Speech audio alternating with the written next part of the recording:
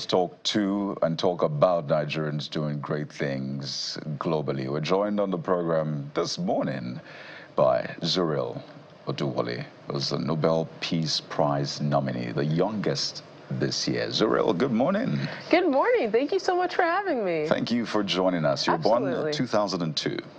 Well, that was simple math. Yes, 2002 is when I was born. So you're 23 and you've been nominated for Nobel. I want to put this in context for you. Oh, okay, go ahead. 23, you've been nominated for the Nobel Peace Prize. Hundreds of nominees, right? And you are 23. So what I mean is there are 50-year-olds, 60-year-olds, 70-year-olds that will do anything to be on that list. And here you are at 22 on that list, very conspicuous with a green, white, green flag just right next to you. How does that feel? It feels, I'll do like one slide. So I haven't turned 23 yet. I'm still 22. Don't want to age myself, guys. I have some time. I have some time. But no, it's just an incredible honor.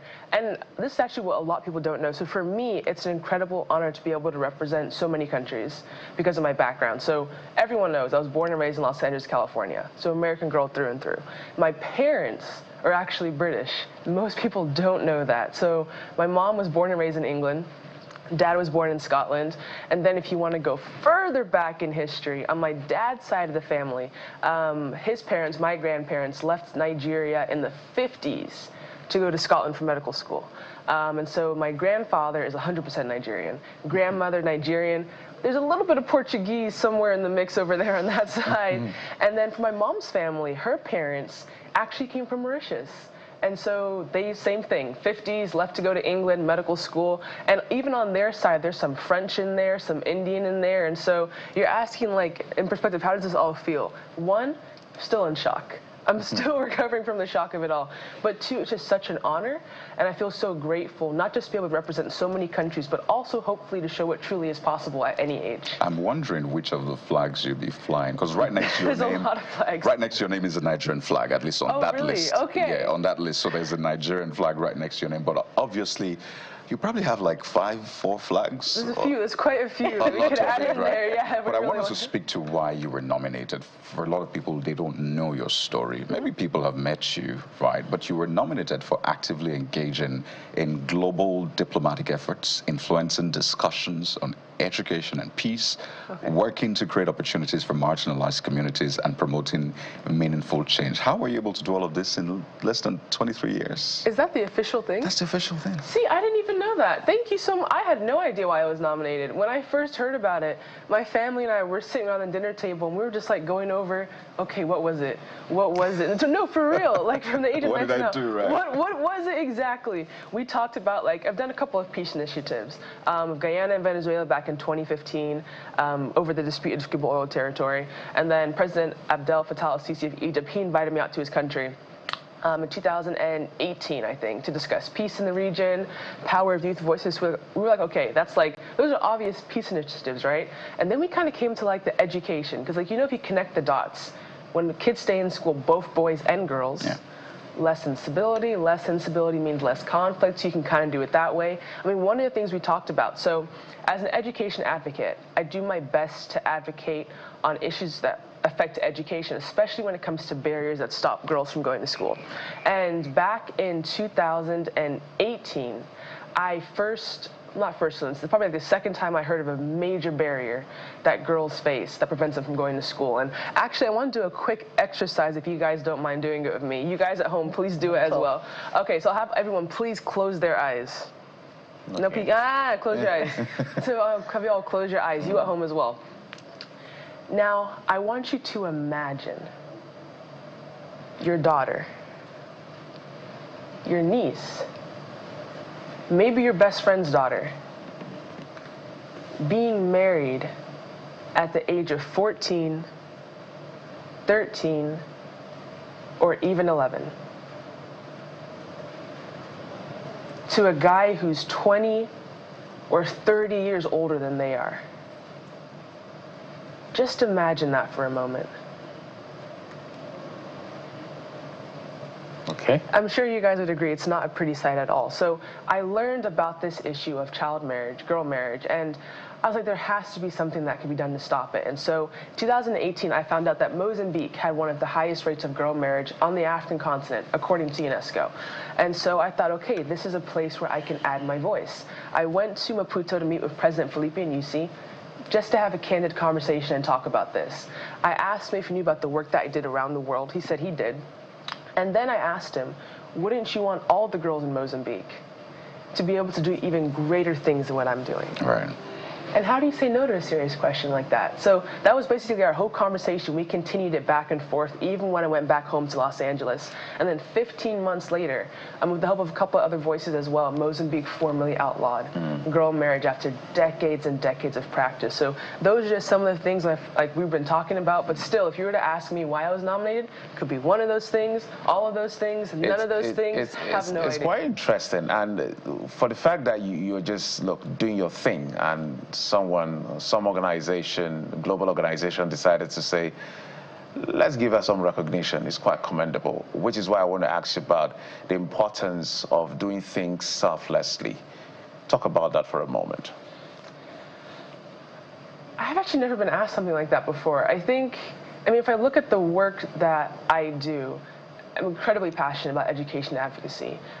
Growing up, both my parents always taught me and my 3 younger siblings, if you see something and you think you can add your voice to try and make a difference, then you should do everything you can to do that.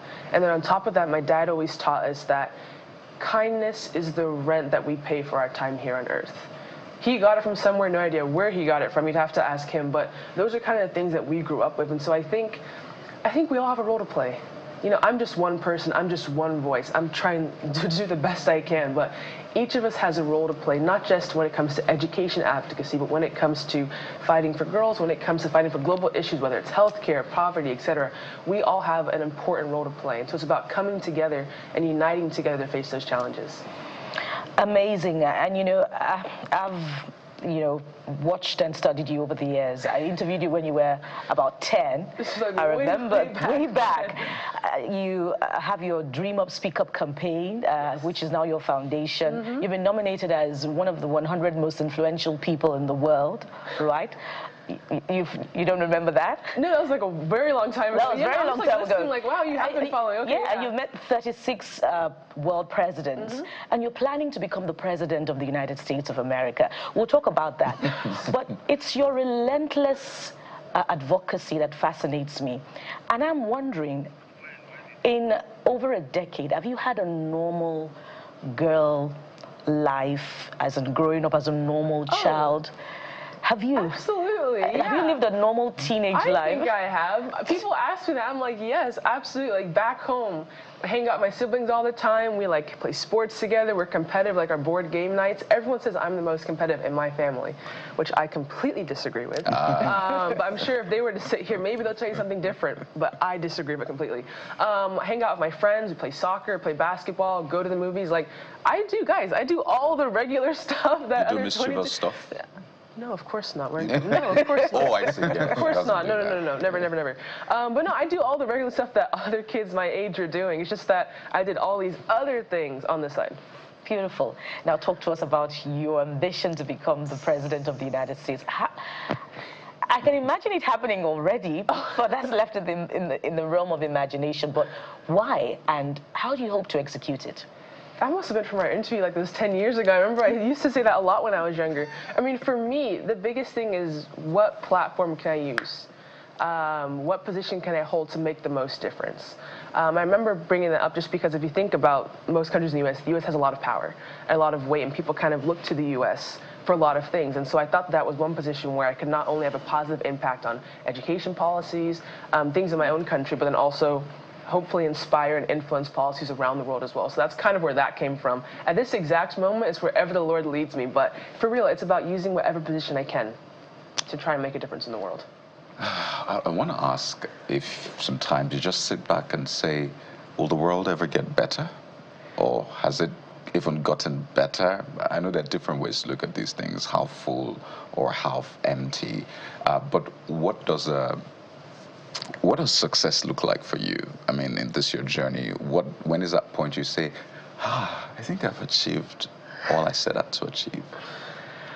I mean, I think you asked that question at the beginning, like, do I ever sit back and like wonder if everything's, I think we can't afford to think that way. We have to believe that the world will absolutely get better, but it starts with us. We can't just sit in our hands and hope, okay, one day the world will get, like, we all have a very important role to play. You asked me what I think success looks like. Like, I don't really define success based on like accolades, accomplishments, or things like that. I've actually been asked this question quite a few times. The first time I mentioned it, I was at a school in Tanzania, and someone asked me, what does a successful person look like to you? And I said, a successful person is not someone who never fails. To me, a successful person is someone who fails, but then gets back up every single time. And I feel like that's the mentality we have to apply to a lot of what we do in life, especially if we want to see sustainable change in the world. There you have it. If you've not been inspired, then try and watch this back. Just watch this back and play to your daughters or your nieces. Yeah, and latch onto that point about doing things selflessly. I think that's a brilliant question. We've been speaking with Zuriel Oduwole, Nobel Peace Prize nominee, the youngest this year. Almost 23, but still very much 22. Still very much 22. Yeah. Thank you for your time. Thank you so much. I hope we can have you back when you eventually win. I appreciate the optimism. Yeah. I hope we can have you back when you become president of the United States. There you go. That's even further down the line. But no, I'd love to come back. Absolutely. There you have it. We'll take a quick break now. When we return, of course, there'll be a quick chat with Zuriel backstage. But we'll be back with even more for you. So stay with us. We'll be right back.